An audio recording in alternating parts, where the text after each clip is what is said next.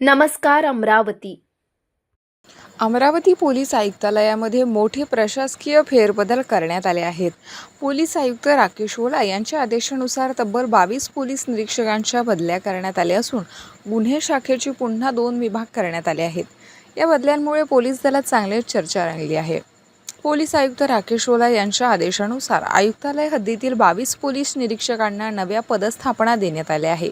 या बदल्यांमुळे शहरातील विविध पोलीस ठाणे आणि शाखांमध्ये प्रशासकीय समीकरणे बदलणार आहे.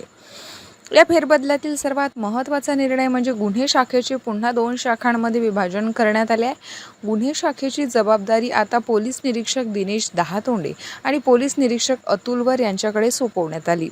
दरम्यान गुन्हे शाखेचे पोलीस निरीक्षक संदीप चौहान यांची राजापेठ पोलीस ठाण्याच्या पोलीस निरीक्षकपदी बदली करण्यात आली आहे.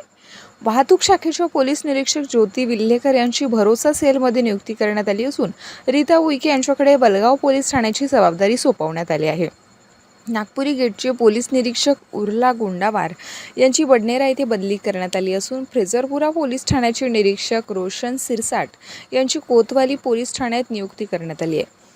कोतवालीचे पोलीस निरीक्षक कोटनाके यांची नागपुरी गेट पोलीस ठाण्याच्या निरीक्षकपदी बदली करण्यात आली आहे आणि याशिवाय दीप्ती ब्राह्मणे आणि फ्रेझरपुरा येथे दुय्यम पोलीस निरीक्षक निलेश गावंडे यांची वाहतूक शाखेत महत्त्वाच्या पदांवर नियुक्ती करण्यात आली आहे. या व्यापक फेरबदलांमुळे अमरावती शहरातील पोलीस प्रशासनामध्ये नवी कार्यपद्धती आणि नव्या जबाबदाऱ्यांची सुरुवात होणार असून कायदा आणि सुव्यवस्था अधिक प्रभावी करण्याच्या दृष्टीने हा निर्णय महत्त्वाचा मानला जातोय.